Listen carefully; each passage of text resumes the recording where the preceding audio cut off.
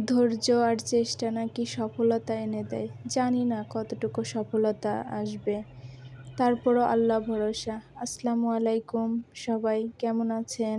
আলহামদুলিল্লাহ, আমি ভালো আছি। এইখানে একটা বেবি ড্রেসে কাঁথা ফোঁড় দিয়ে নিচ্ছি। কাঁথা সেলাইটা কিন্তু খুব সহজ একটা সেলাই।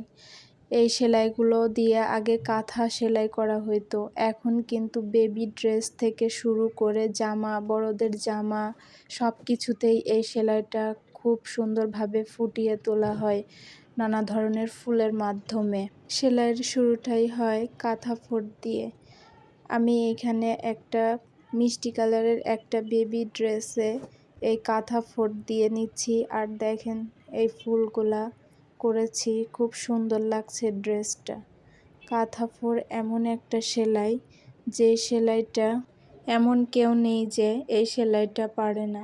বিভিন্ন কালারের সুতা দিয়ে কাঁথা ফোঁড়ের মতো বর্ডার লাইন করলে দেখতেও কিন্তু অনেক সুন্দর লাগে।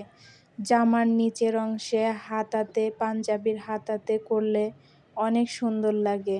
বিভিন্ন কালারের মধ্যে করলে একটা বর্ডার লাইনের তৈরি হয়, এতে দেখতে অনেক সুন্দর লাগে ড্রেসটা।